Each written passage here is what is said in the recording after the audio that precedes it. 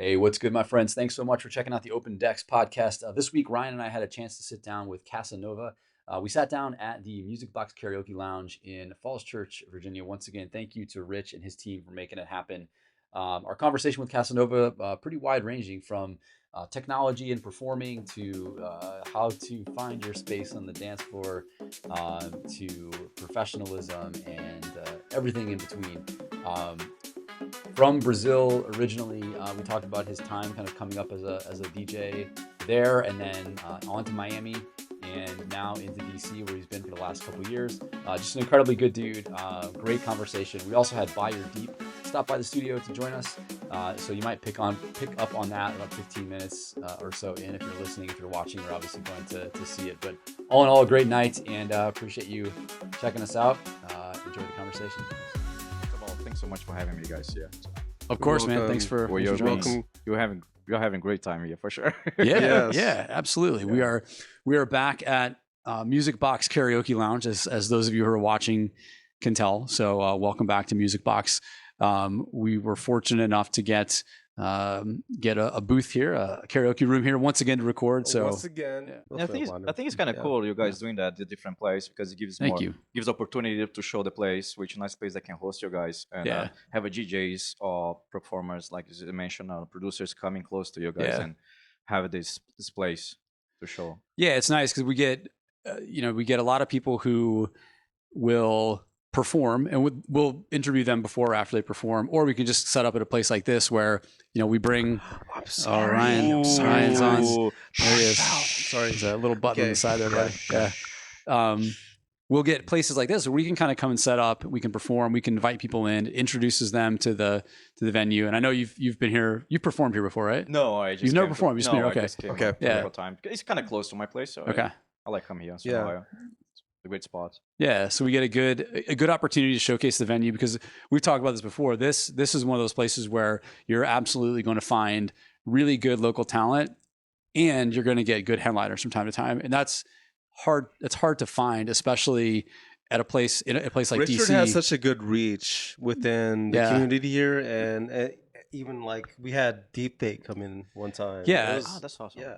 It's easy to find top acts at some of the better known places in DC, but if you come here, like we said before, you're going to get a pretty incredible music experience. So tell us about kind of your kind of where you're at in DC, what you've got going on this year, this summer. Any plans for? Yeah, you told me 2 years ago you moved in from Miami. I moved here from Miami 2 years ago. My idea was just spend some time here and go back to Miami, and somehow kind of like the area. I like the place, I like the people. And like, I guess I'm going to stay here because I really like the vibe. Like, I feel more connected with people here, and this really is like, so I do my music since I started like a long time ago doing this. I do my music because I love music, and then DC has so many opportunities for music. So many places are open for you to explore ideas, have new concepts. So right now, I have like 2 projects going on right now. You let me know if I'm still going too fast on this. No, please continue. Yeah, continue. Yeah.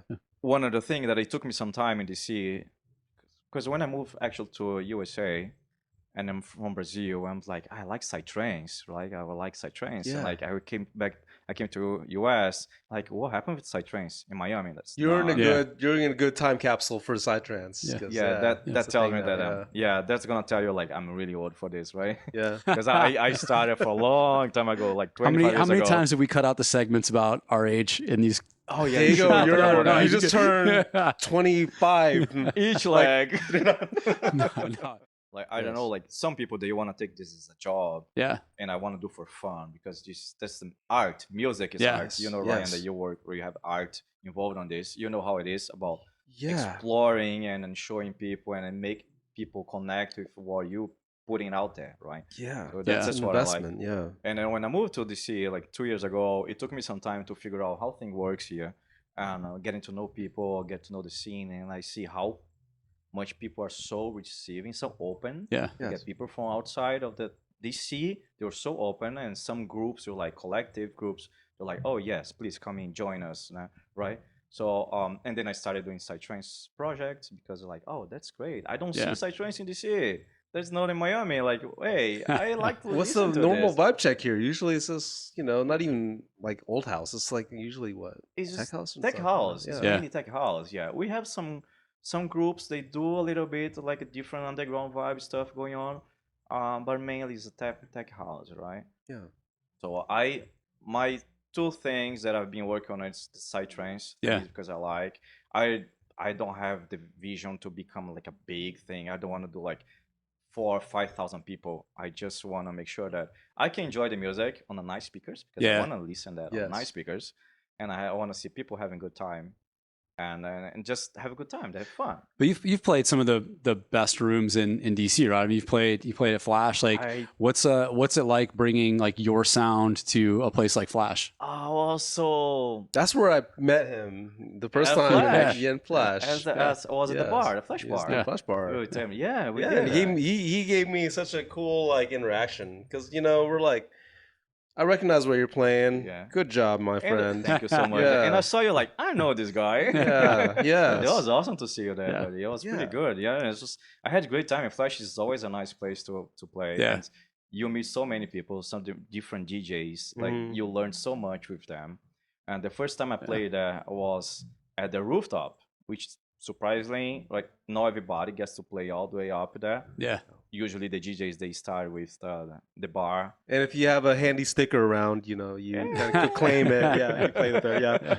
But somehow, I mean, I guess I have to say, okay, I was pretty good on that time, right? I played pretty well. So I play on the rooftop, and then they liked me, and then we start playing. And it's a great place. First, the sound system is awesome. Yeah. You cannot deny the sound top system notch, awesome, top tier. Yeah. And you can appreciate it, the underground house music and the place, right? So it's just like a place that if you can start from there, I think after that you can go anywhere else. Yeah. It's certainly been it's been a game changer, right? I mean, it's I don't know exactly. Somebody who's watching this is going to laugh because I don't know, but it's not like one of those places that's been around forever as an institution. I think we've all kind of seen it become an institution over the last half decade or so, where people, when we go out of town, people ask about Flash. Right? It becomes top of mind for people who really know and care about music, especially because of like the legends that have played there before. And speaking on that, like I met my one of my all-time faves, Josh Wink, who played 3 weeks ago. Yeah. Did he play? He played a couple weeks ago, right? Yeah. On Sunday Love. Sunday Love, yes. Yes. Yeah. And then you're just like, well, guess who played on these decks and in this rooftop? And you're just like, wow, okay, it's such a great place. Gratifying, place, Especially on a Sunday Love, you can stay outside. Yeah. You can just enjoy the day and you still have good music. You feel like connected. People have such a great vibe around. Yeah. Hey, let's stop promoting Flash. And what was so how long ago? When was the first time you played Flash? Sorry, right as you take a drink. This is perfect timing. Sorry, good. I've been talking too much here. There was like a year and a half ago. Okay. That I played at the rooftop. Yes. Yeah. 1.5 years ago, I'd say, because I'm here for 2 years. Yeah. Pretty much. And do you notice, like, I like year to year, season to season, the sound preferences, the genre preferences of the audience and even of the performers seem to change a little bit? Like, have you noticed a change in your own preferences year to year, or do you kind of still stick with your musical preferences when you're performing? I did have to adjust my sound, my music style a little bit in DC compared to the way I was playing before in Miami. So I did have to change that a little bit, which I still like, because the music I still like. Yeah. Some genre I don't like playing at all, but the ones from here I still like. In Miami, I was a little bit more bass house, was a little bit more upbeat tech house, because that was the vibe at the place that I was playing down there. Yeah. But when you got here, like I saw it was a little bit more underground, and we didn't have to go that funny house, tech house, and I felt connected that way. Yeah. So I was able to adjust a little bit more to what I like the most, and that's what I noticed the most in DC. Do you see a different response? The response changing from the audience, like from the crowd, from the dance floor? Like, Like, absolutely, yeah, people love it. yeah, Yeah. I have a friend. Cannot say the name. I'm not gonna say the name, but he's the one who goes to the front of the DJ, and then he danced the whole night. He called me a couple times in the front of the DJ, not dancing. He's like, "Can you please go to the back? Because I'm having a good time here. I just wanna dance, and you are just talking. You're not dancing. Can you go back?" Like, absolutely, I totally get that. The experience at Flash or at any dance floor, I think, has to be unique for the individual, right? Like, we all want to dance, and we all want to dance and enjoy the music in our own way. And some of us require a 6-foot circle because we are living that kind of dance vibe. On the other hand, there are some of us who are completely consumed by the music, and we just need our space to enjoy it, to dance, bob our heads, sway, whatever corner it is. in the floor. But from your like. Yeah, exactly. And you know, to me, it's like, you know, to each their own, right? I mean, if you need a little space, cool. If you need a big space, like, happy to accommodate. But at the same time, when you're up there performing, do you see that dynamic on the dance floor? Like, do you see? Corner of your eye, you probably go like, "Oh, I see." Yeah, I actually do. I really like interacting with people, with the audience there, because recently I play at the main floor at Flash, and I like because I was able to see everybody, I was able to connect with everybody, and I would like to say hi and shout and dancing, and he was there. Yeah. You are not showing Max. you, but he was there. Max was there. Pointing to Max. Max, come on. Max. Come on. So we're talking about the dance floor and how you're interacting with the dance floor while you're performing, and just tell us a little bit more about that. Yeah, so that's one thing that so I played a couple places before where people were just passing through. Yeah. There was a big difference because they want to hear what they want to hear at the time they were passing through, right? So let's say I was playing some back house, for example, but they were just passing through. They didn't go there to see my performance or hear what I was playing. Yeah. So that was different. I didn't get all the response that I would like to receive for the audience at the time, which is different when you go to the club that they book you, and people that go there most of the time, they know what to expect for the DJ, right? So that's a different thing. So when you see the audience responding to you, like, oh yeah, this is really going great. This is really great because I'm putting something out there, they connect, and that's where they have a good time. And I look at them and I see they are jamming, they are dancing, and I'm able to continue. If I see one of them like, that's weird, I'm like, okay, maybe I had to switch a little bit, and I go for I take a different route. They still not doing well. I'm like, maybe 80% of people are doing well, so I'm gonna have to consider. Because you cannot please everybody. And, right? And when you're performing these days, like, are you typically looking for? Are you looking for longer sets? Like a lot of us, we get booked for an hour. We might get booked for 2 hours. Like, what are you looking for when you're getting booked? I guess I have so much fun doing that. I played for 5 hours. Without noticing. I just don't drink beer because otherwise I had to go to the bathroom. Yeah, in that when perspective, so you have a job to do. Yeah, exactly. So that's what I do. Like, okay, if I know that I'm gonna play for 5 hours, I do it. Okay, don't kill me, but I do the sync button at the time. For 5 hours, I cannot just be doing this. Not bad at all. No, I just cannot do that for 5 hours. Just like the sync button. It's not bad as long as you're drunk. It's there, yeah. I mean, if you're drunk, you can use it. So that's why I use the sync button all the time. Nah. we've been given the gift of technology to enable us to bring music as much and as often as possible, and to the extent that we choose to use the tools, I think it's up to the individual performer. I don't have a huge preference. I prefer, except to say, I prefer not to use some of them because it forces me to get better. Because I'm still very early in my own kind of journey as a performer, so it forces me to get better. At the same time, like over a 5-hour set.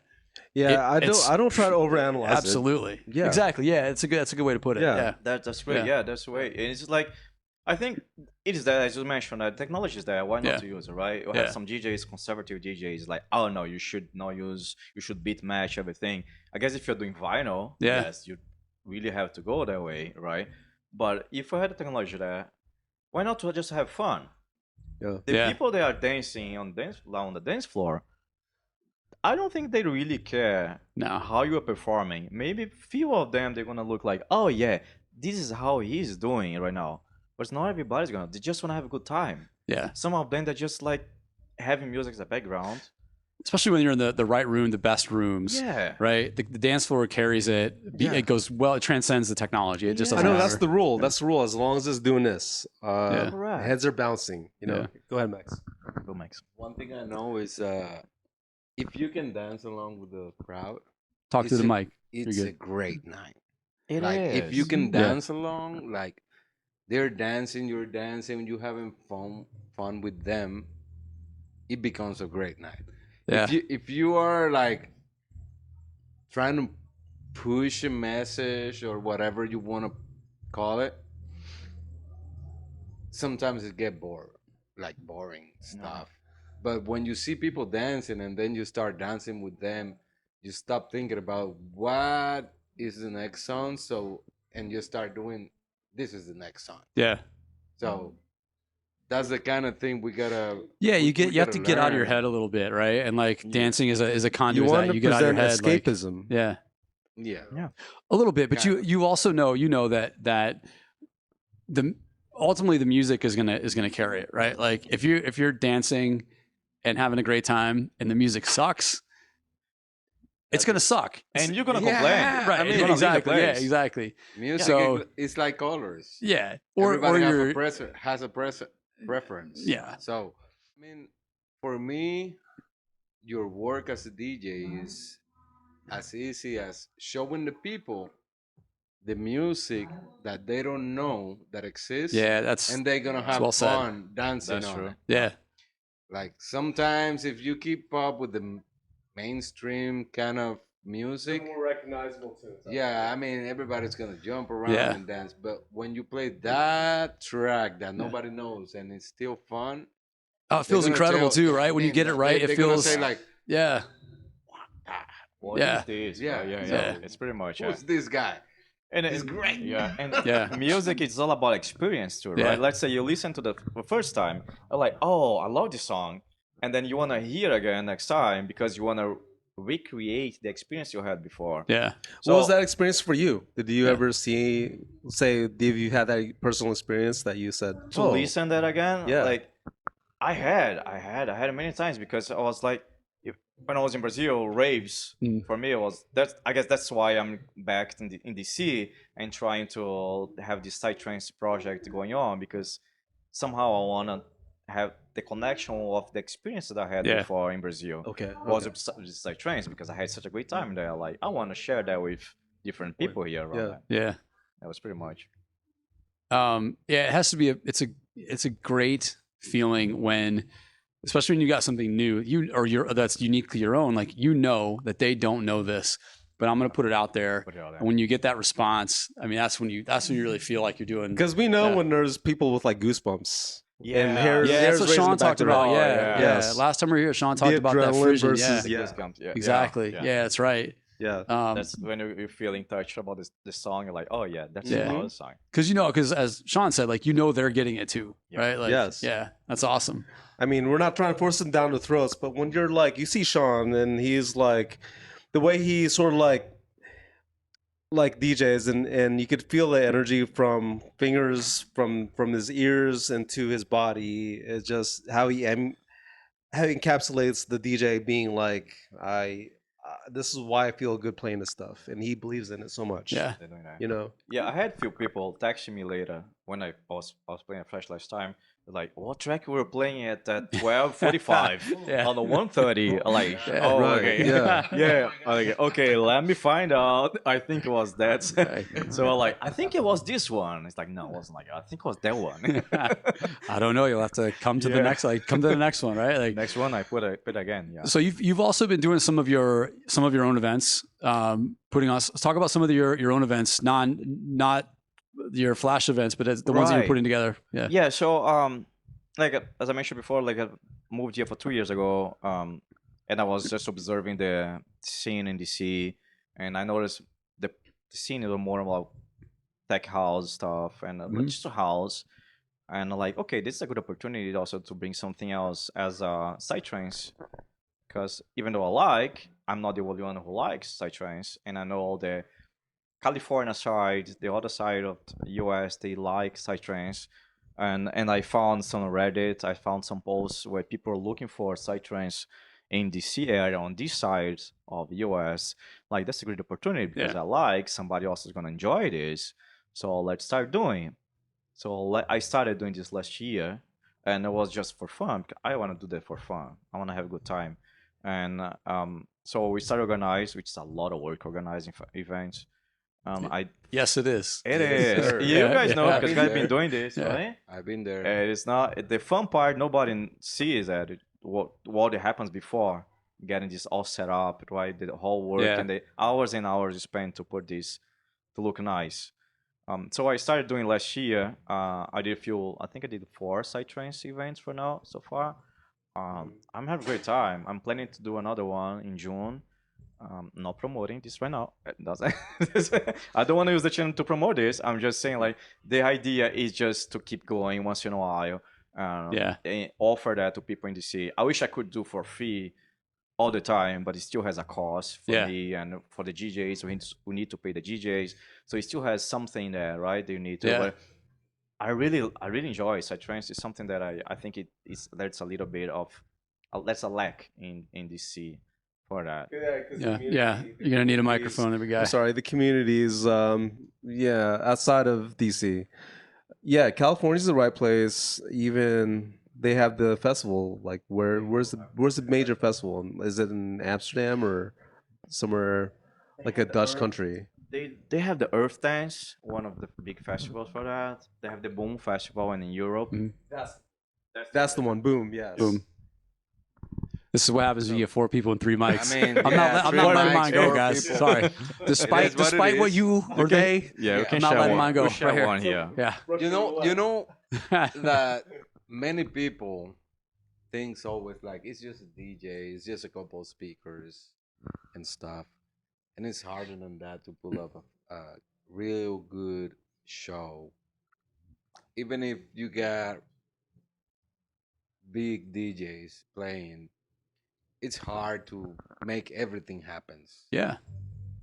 Like, you gotta have the venue, you gotta have the sound system, you gotta have the booth, you gotta have the back line, you gotta have spare. You're also competing with the social circles of the people that you want to come to your show. And so no matter, even if you have a great headliner or a great collective, you're still relying upon that organic ticket buying or what, your crowd to develop organically. And it's you're competing with a lot of people, right? Absolutely. Who are putting on events. Yeah. And that's one of the things that I was we have like a group on a WhatsApp, like a 500 people on that group WhatsApp.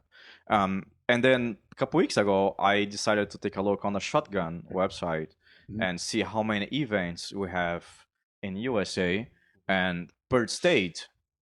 And I think in DC at a specific day was like 37 events happening the same day in DC. Yeah.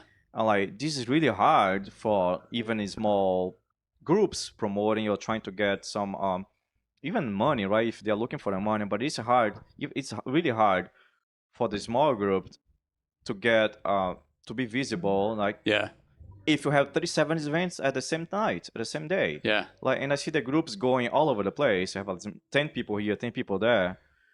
In the end, just big venues. Which, like, you probably like Soundcheck, Flash, Echo Stage, like the main venues. They make money of that, but the small one, no, because people are just spread out. Yeah. And on top of that, you got all these events going on, mainly the same kind of music on all of the events. That's why I like the psytrance one, psytrance kind of thing. And I think that's what makes it. Sorry, go on. I think we kind of miss the trance because it evolved to all the real good trance DJs evolved to EDM because they want to make a lot of money, and Can I purchase him online or it has to be offline? Whatever. No, you can whatever you need to do. You said Whatever you do. trance. It's we got Trance so many. Trance is so different. So Can many I purchase him no, online? no. I mean, No, I okay, think that's- it's all right, but I'm So- talking about how the scene evolves Yeah, every absolutely. time. Yeah, Like, I just mean, you kidding, can be a side trance DJ, and then you need money. So And just you to be evolve to just to be whatever is clear, playing on the Max is gonna get punched when this is over. After. But for yes. now, like Why? so talk to us about what we had this conversation with other performers we talked to, and techno is just a good example where techno 20, 30 years ago, by the people who performed it, produced it, techno today, they probably would be defining different things, right? So Okay. for you, like, how do you define psytrance? And how has it changed over time, if it has? Yeah. I don't think it has changed Yeah. at all, honestly. I still see people playing Goa, showing the love for the old Goa, from the India. Yeah. Goa. I still see people, and I still love it. We definitely get an older crowd for that Yeah. when you talk about Goa. But the one thing that was added not too long ago was the psytech, which is a mix of psytrance and techno. And techno. Which is a little hypnotic vibe. You have this monotonous, but you have the psytrance melody on it, and you have the hi-hats going on. You have things that it kind of reminds you of the techno. So that's one of the things that I noticed along the years. Yeah. Difference. Yeah, we had Wheezy Noisy. It was 2010, I think. It started coming out with some psy-techno vibe. That's what I noticed the most. Yeah. Where the movement kind of shifted towards being so fast. So fast. Hey, Yeah. how about Dark Forest? There's one high tech. It's 150 or 160 BPM. Yeah. I can't. Subgenre and those subgenres. You're getting Ryan excited, but It just goes all the way there. 160. I think it's called high tech. I couldn't. My brain. I'm too old for 160 BPM. I think it just keeps going and it's so high. But people love it. I have a friend in Brazil who is he has a project for 20 something years. I was with him in the beginning when I moved from here.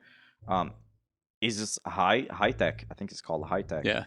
He's doing pretty great in Brazil. He's super strong. It's 160 BPM. I'm like, oh my god, how can you do that? That's that. Yeah. I don't know, man. I mean, think about where it is born. Honestly, we've always had something around 150, 160. Do you? Especially in the Dutch countries. I actually kind of think about back in the day when people were doing the haka dances and stuff like that, and they even have what is that festival where I forgot what it's called. It's I found out about it, and it's this whole young generation, this whole movement, and they're all just into that Tomorrowland? no, before that, yeah. So I don't know. We'll have to nondescript that. But I was just I could kind of see the energy. But I remember seeing videos of that, in the '90s, the whole stage of being in the Dutch countries. They loved that. Almost felt like 200 BPM heart attack stuff. Yeah, no, I can't do that anymore. Yeah. No. Sorry. I've just hit the NPC. I got nothing for you, man. And then, What do you have for us, Max? Yeah. And you're the one who likes down tempo 115. I know. Yeah. And you talk about 160 I'm here. It's. But at the same time, those tastes and those preferences for that kind of music, they evolve out of something that wasn't that fast, right? And I think it's been a fairly recent phenomenon, at least to the mainstream. It's moved much more towards that higher BPMs. And do you find yourself playing, regardless of genre, do you find yourself just playing faster, higher BPM sets in general, or no, not really. Yeah. No, I can do forest, which kind of close to dark psytrance. Yeah. I can do a little bit close to that. But when it goes this high tech thing, because I don't feel the melody at all. Yeah. It's just a banging on my head. Yeah. And I just kind of feel I can't do it anymore. It's kind of losing the vibe. Yes. I don't know where to go. When you go that fast. It's just boom, boom, boom, boom, boom, boom, Yeah. boom. Like a And you're train, losing like the a train going into like Well, we're gonna have to, It's- like, at it's some point very hot. soon, we have to get the, like, we're gonna have to get the high tech, like, we're gonna have to get them on the show, because I'm Yes. genuinely curious about how, yeah, exactly, Yeah. how Yeah. it's part of the scene, how they got into it, and like, yeah, And there is no like bad, good or bad songs Of course, or yeah. gender at all. It's just that it's there because somebody liked it and you're Yeah. always gonna enjoy. So I think I can appreciate it at a certain time. Depends the moment, right? Yeah. Who you are or where you are. I think that you can enjoy, but I wouldn't be something that I would be playing for too long. yeah. And I mean, I don't know if it was on when we were on camera or before or both, but we talked about just kind of how beauty is in the eye of the beholder when it comes to art, right? And like that's the same with subjective and objective subjective, use, yeah. and Yeah, it and is. if it reaches you, it reaches you. If it doesn't, it doesn't. That's okay. That's, I think, one of the things that makes this such a beautiful experience for all of us, is being able to bring our own approach and our own kind of experience with the art to the dance floor or wherever it might be. So yeah, I mean, I want to talk to these guys. I want to be curious, like, what the evolution is, but Yeah. Mike. At the end of the day, we are like painters. We paint a portrait or whatever. People enjoy it. Some people's gonna like it. Some people is not gonna like it. And it's the same in all genres. Like, I might not be dubstep or whatever kind of DJ. I'm more like housey way. I can do a little bit of techno. I can do a couple of things around. But at the end of the day, it's you and your crowd. You cannot force people to listen of your sound. Yeah. You play and people's gonna approach anyways. Like the people that likes your sound is gonna approach. Yeah, especially over the long, and over the long term, that's exactly right. I think that's what I'm after, and that's what we've talked about collectively. We're after, where, and on any given night, any given show, like, you're gonna have some hits and misses, but the longer you're out there, and again, you can disagree with this, that's fine, but like, I think the authenticity of who you are as a performer speaks more than your ability to kind of control a room, if you will. And I know that there are people who get the rush off of the room. Yeah. I keep the music first, and that's it's hard, because sometimes that means you don't quite get what you want out of a given night, but over time it pays off. Yeah. Absolutely. Yeah. And then you have to be okay with that. Yeah. Because sometimes you're gonna play, if you like what you play, you wanna stick on that. Maybe you're gonna have one person which gonna be the bartender at the place. Yeah. There. Because cannot He's leave. wearing a black shirt, cannot leave. Yeah, he cannot leave. He needs to stay there till the morning. Shout out to our bartenders, by the way, for putting up with all the music that you love, don't love. Like that. Yeah. He was there. Yeah. He was there with you. You're stuck. You're like, there. We "Whee!" appreciate it. Yes. Heroes. Yes. So that's what you like. You have to be confident enough to say, like, okay, I'm doing this because I want to stick with that. Or you want to do it because you want to be famous, you want to have 10,000 followers. What you want to do? What's your goal, right? What are you doing that? The right? marketing goal. If you want to do for the marketing, Right. you have to find out the quickest way to go. Yeah. The followers being go to commercial. You have to adjust what you play, where you are at the time, and you just have to go to the floor with people around, right? Yeah. But at least for me, it's like, am I happy doing that? That's what I like doing this. I'm doing this because of just to please somebody else, or just can you share this pleasure? If you can share, that's okay. At least I'm doing on the right path. Yeah. Yeah, there's those that know how to stay in their own lane. Yeah. And there's some that were just like, well, I need to cater and be a slave to the masses. Exactly. Like, what do you want? Yeah. You want to have 10,000 followers, or you want to bring something different to the table? Because DJs and performers, we have a bunch of them. We have a full bucket of the same thing. I want to be like coffee, like the black coffee. I want to be like the black coffee, so I want to play like this and do like this and shake your arms like this, because I want to have the same popularity as him. I think it ended up leading to frustration if you're not well prepared to have this like this process. Yeah, because look, I think you're not you. At the end of the day, the only black coffee is black coffee. Yeah. Right. And so stylistically, music preferences, the movement, the interaction with the crowd is unique to the performer. The authenticity has to come through. And it's really, yeah, you can get close to a lot of people. That's understandable, but it's really hard because at the end of the day, you're not that performer, right? You're still unique. You still have your own thing. Yeah, it's still you, and it's still black coffee, and it's still you. Yeah. Right. And then at some point, you're not gonna be able to sustain. Yeah. That you are just trying to be somebody else, do what somebody else does, but you won't be able to sustain for too long. Yeah. And people around you, they're gonna notice. People are gonna say, okay, this is not being authentic. I'm just moving away. Yeah. You're gonna be left behind. That's the thing I think we're missing right now. There's a lot of DJs out there. Really? They get Where? booked. Where do you It's like find a one? blade. Let me express myself. I hadn't noticed. So they get Yeah. booked a lot. You got sometimes 5 DJs on a night. Everybody wants to play their sound. We missing that the night gotta start low and start picking up, and Yeah. you gotta get everything ready for the headliner. It's not like, hey, I'm gonna kill bang, it. I'm gonna I'm kill gonna be it. the best tonight. You are the opener, my friend. Yeah. Stick to that. Play the kind of sound we are preparing for the night, because the headliner is gonna play this kind of sound. And they don't And that's Or just They don't want to play to an empty floor because you so- gave them all the energy and they're done but by the time you. you gotta think about this in this manner.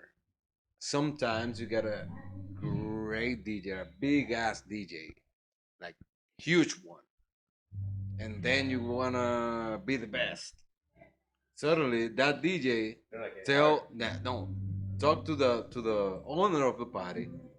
I don't want to see that guy anymore because he was playing my tracks. There, you can never do that though. Yeah. And then that word That's spreads why. around. Yeah, it's really important. You gotta stick the most difficult thing and the most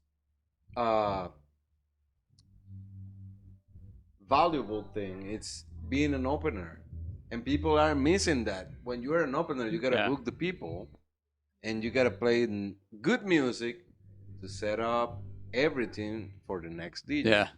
We're missing that part. Tell us, you're gonna interject. Yeah. Yeah, Tell us well, more. I was gonna actually talk about the opener because recently some friends they ended up like posting something about being how important it is to be the opener, the DJ opener, and some DJs like you mentioned, Max, they just wanna put whatever they like to put in, and they wanna bring people on the opener. They don't know how to set the vibe, and it starts slow, and they burn people. The first 2 hours they burn people.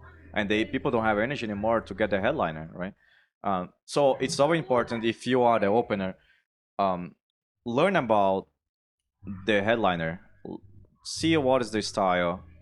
I always do that, honestly. Sometimes they ignore me, but I text, I pinged on Instagram. I talked with the headliner with some place like for Flash. I like Sinka. She was amazing. I text her. Yeah. And like, hey, I'm opening for you. Do you have anything you want to talk about it? Like, what's your vibe? How you want to do on start 124, 125? How do you want to do that? Yeah.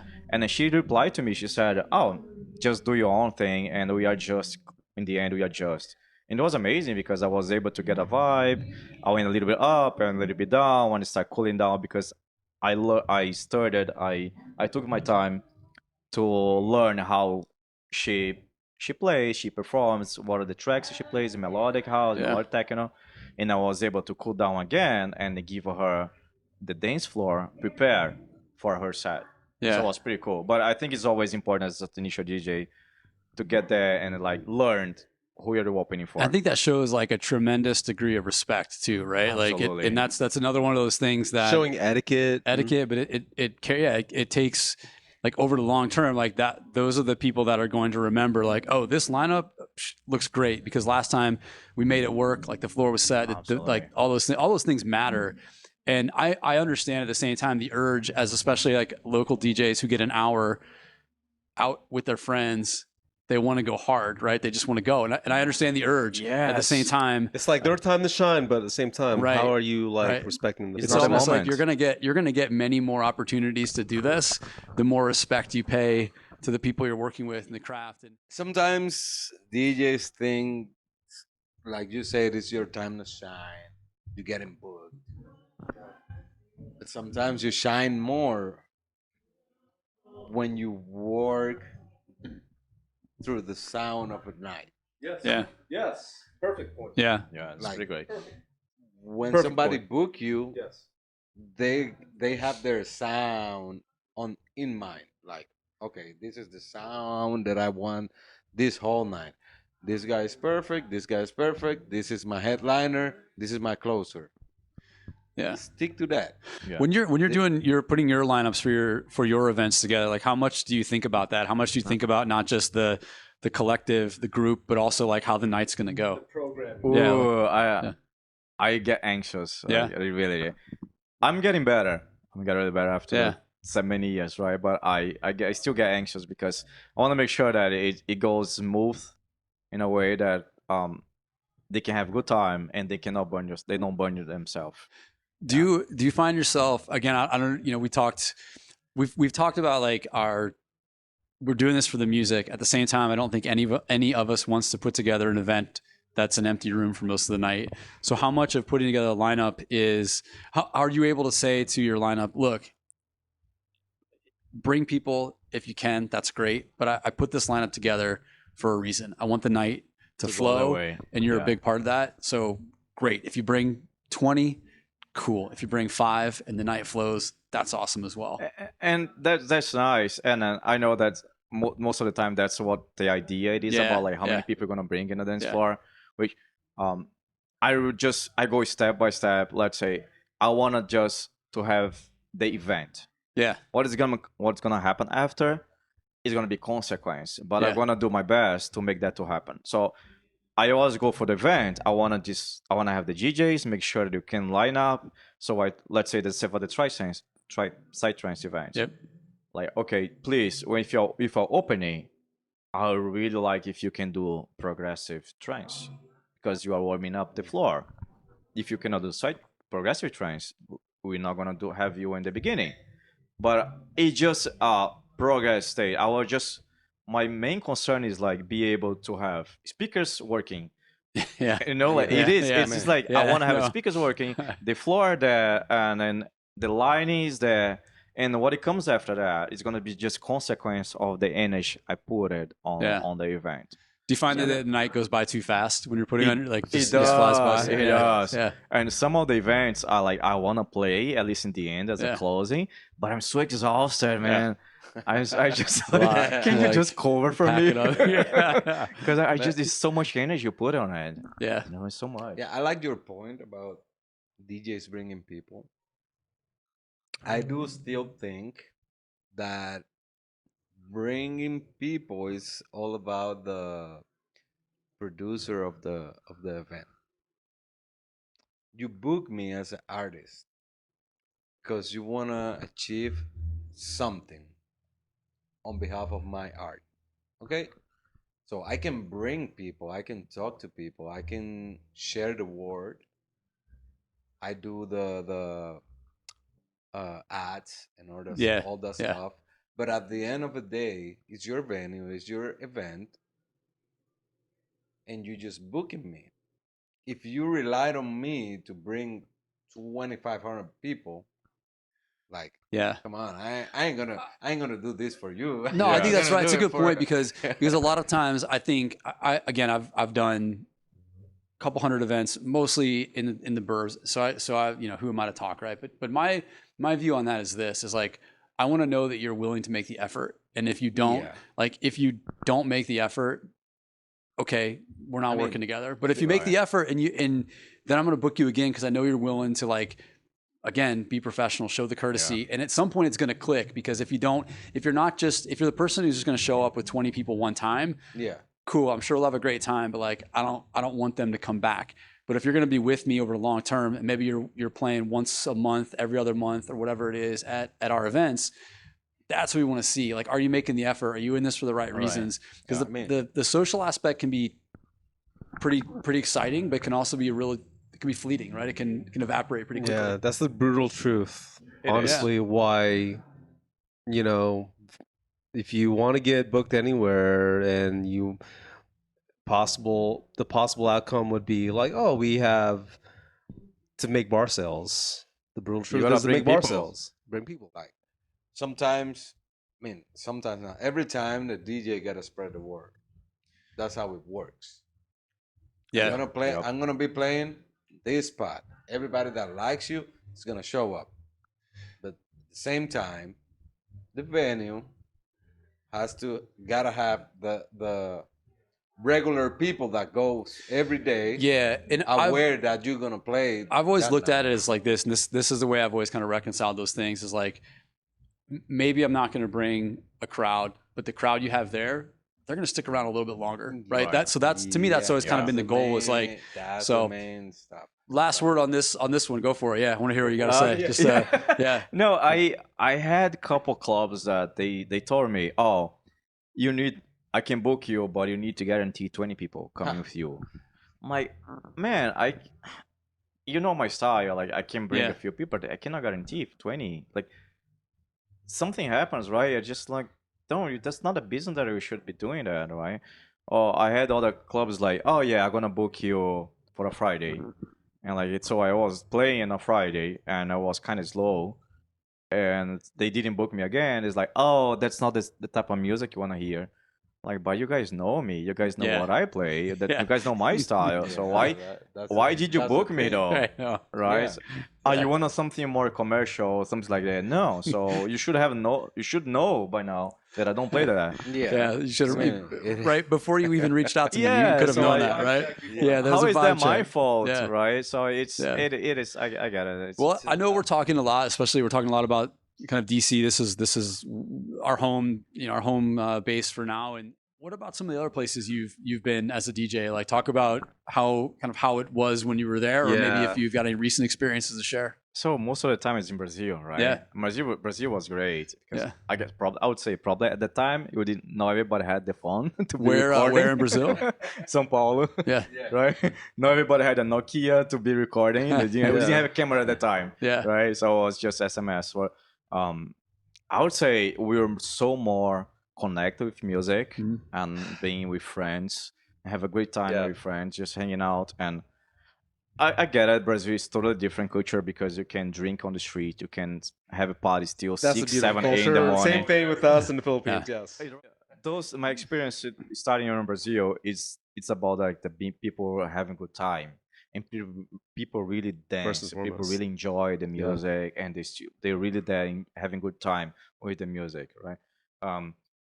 I moved to Miami, and I played a couple times there, and most of the times they were most sitting and just sipping, more chill place. Mm-hmm.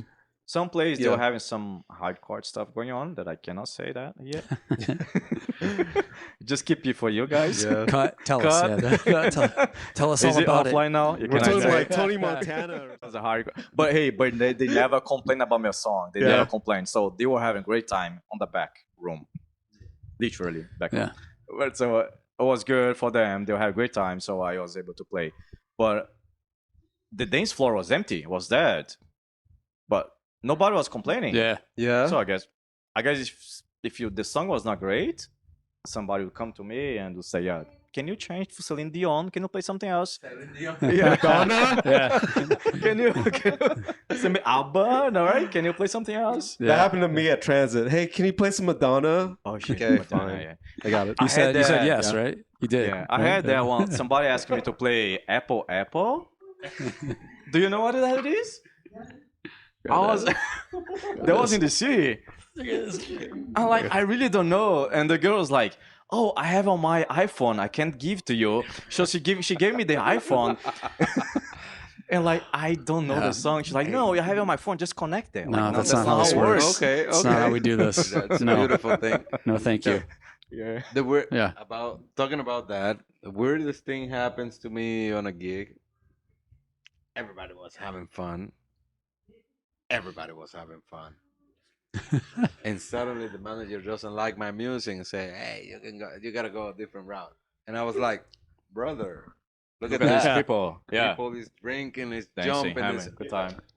But yeah, I mean, on the scene, you just need to be constant. Yeah. If you That pays out. yeah, if you will find to be rejected No, at I'm some talking point, about, or clubs on a lifestyle, That's a DJ thing, but I'm talking about events. all events, right? If you're gonna throw events, you gotta be constant Yes. in it. Like super. The first one's gonna be one person. Then there's gonna be 2, 3, 4, Yeah. 15, 20. If you keep doing the same Yeah. thing, like the same thing, talking about open the doors Yeah. to DJs like you do, guys. The intention is to not treat your audience like they're dumb and challenge them. Yes. Yeah. Absolutely, absolutely. Yeah. When you got into this music, did you want to get into it because of like the environment? You just enjoyed the music, like the technical side of it. Like, what was it that finally drew you in to say, "All right, I'm going"? What was You're Casa gonna Nova make like me- in the 20s? You're gonna make it back to go out to 20th, we didn't- 19th century. We're in the roaring 20s The now. 80s, right? Hey, I started because I really enjoyed psytrance at the time. For me, everything started with Yeah. psytrance. I remember was a radio station playing 1 hour on a Wednesday, midnight to 1 o'clock, Yeah. and I was staying late night just to listen that techno psytrance. Yeah. That was the only radio station in Brazil playing those music, and like, oh, that's so awesome. You're good. We can fix that. That's so awesome. So that's when I started enjoying. Like, I really want to play this. I want to start like performing, and bringing this to more people. And then I signed up for like a DJ vinyl course. Oh, that's the seismic shift right there. Yeah. I love Yeah. that. That was for the same station that was doing like 1 hour electronic music at the time. And then I signed up for the DJ course. I did the vinyl course, and I did great the vinyl and On the SL 1200s or it was.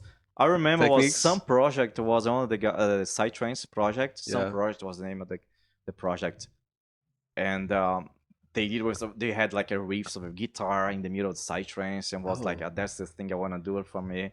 And then that's when I started. Like, I did the vinyl, I learned the vinyl, and then just like kept going on. And Yeah. just, like, and then came like CDJ 100 Pioneer. You guys didn't know.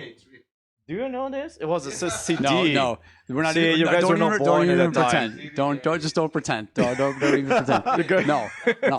there's a don't CD pretend. slot. Don't and pretend. that's It all was I just a can CD remember. slot. It was CD 100. Yeah.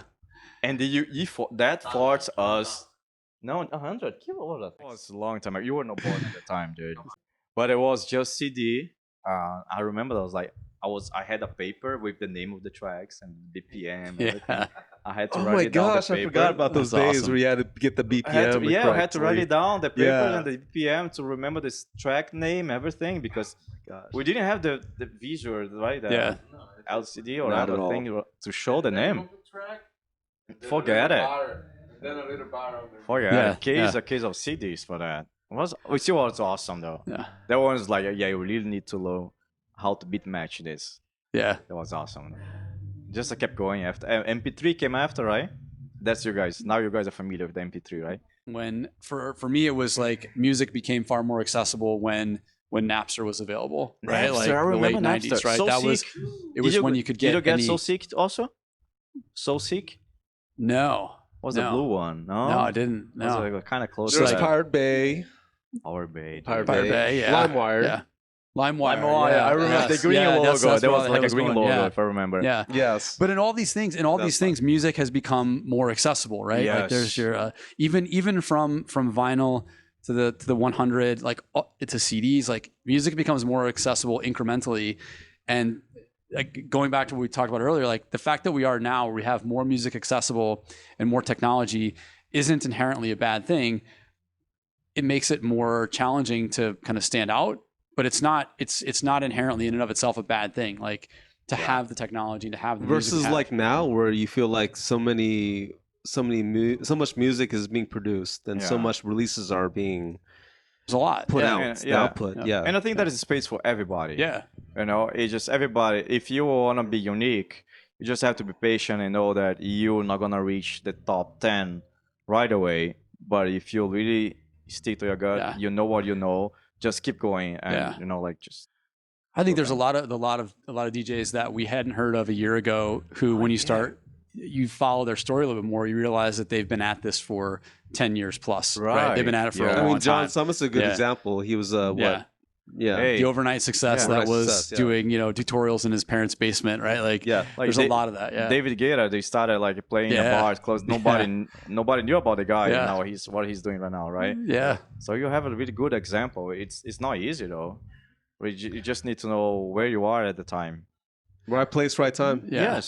Yes. Well, there's a lot to be said for authenticity and like longevity and like staying on it. And, you know, I think your experience here in DC is a testament to that, right? Like, you've been at it for a little while. You've got that authenticity and like, Yeah, he's such a personal guy. The first one I saw him in Flash, and you know, like as I wouldn't expect from a lot of DJs, he was so personal and he was so approachable. He just had the warmth of, you know. Thank you. It is inviting. Yeah. Thank you. Yeah, I really like what I do, and I like music. Max. So it's just saying, like, some people, they feel frightened about contact other DJs, and they have, well, for example, Oliver. And at some point, I closed on some Sunday Love Oliver. I texted him and like, hey Oliver, what are you gonna go for? Because I want to close. I want to make sure that I'm not gonna mess up, right? What you're doing. It was kind of similar what Cinca told me, like, yeah, just relax, enjoy. I'm gonna play something you feel like it. But he responded to me. He answered me because sometimes we have this idea, just all the way up, but they're just like all the DJs and producers who got success somehow, have good tracks on their contact. People involved, so there's a whole thing around the DJs and performers and producers that helps them to go up, right? But you're on this we started at the same level, right? So that you shouldn't be afraid to reach out the DJs and talk to the DJs and have a good time with them because they are the same. Same thing. They are people. Yeah. Ryan knows. I know a DJ, a big guy. You remember that on 12? 12, yes. Yeah. Yes. So Ignacia shows up. Yes. He was playing. The guy remembered me from my country. I used to be his stage manager. And he was like, what are you doing here? And I was like, oh my God, you remember me. And we hung out the whole night. Have fun the whole night. It was a very organic thing of like, you know what? This interaction was very human. Not like, oh, okay, you want something out of me. No, it was very authentic. Sometimes I think the higher the DJ gets, the more humble it is. You have a few jerks. You will have. Or you do have.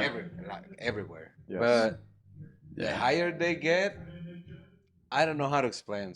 There's a good lonely kind of thing. You are in the booth by yourself, thinking about everything you're doing. So there's another podcast called Wired Sound Podcast. There are guys out of South Florida, and Landis.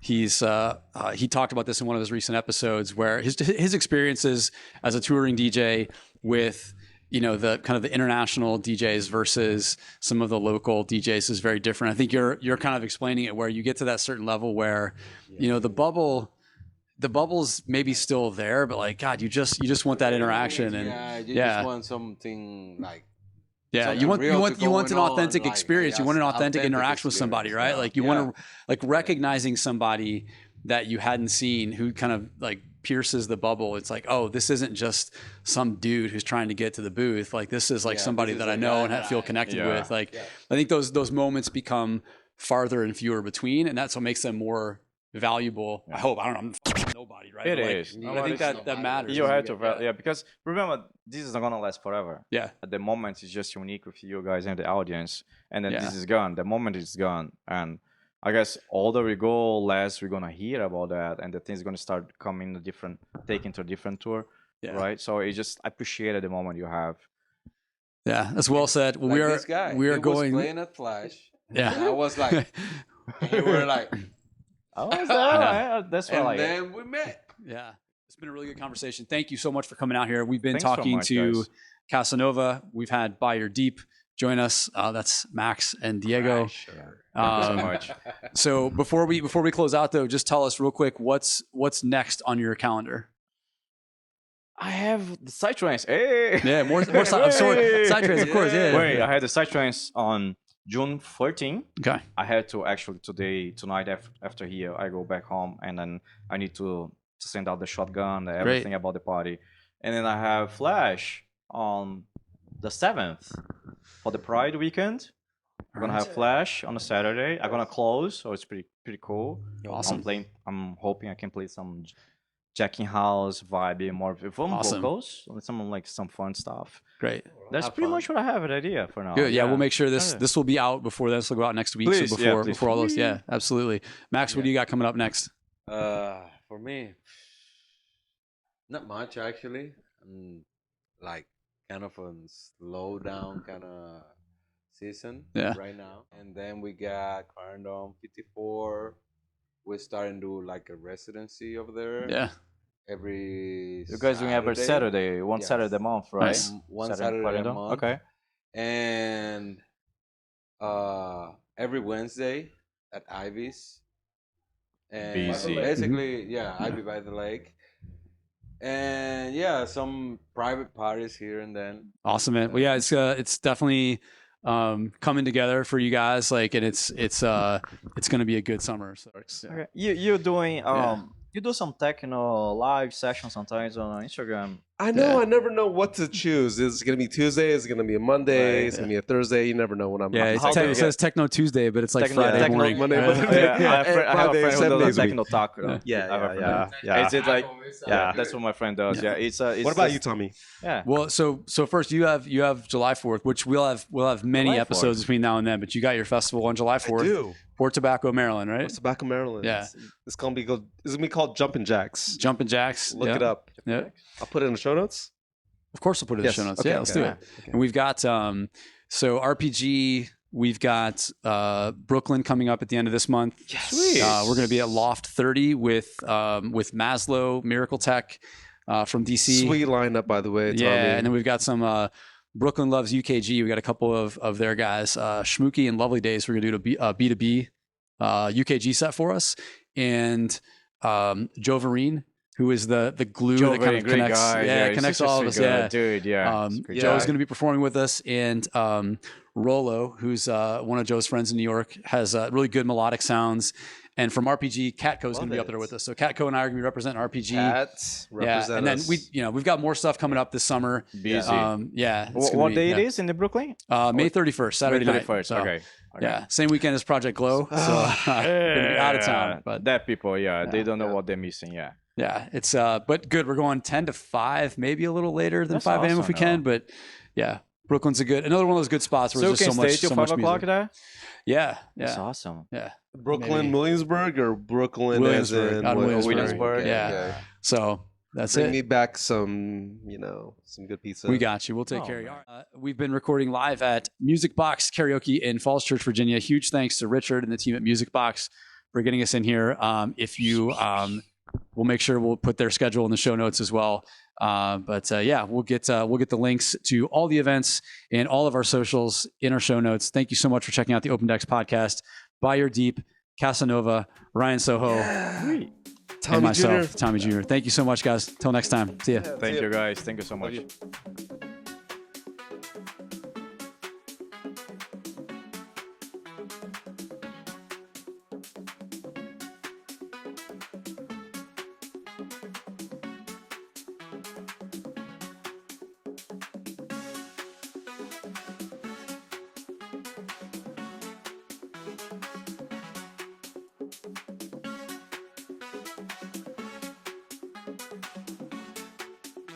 What was that? We are not intoxicated enough to do I don't know. I karaoke need to drink a little more. for that. podcast. Okay. Come here. We'll, Let me hand the mic over to Max. Maybe he could ask some questions.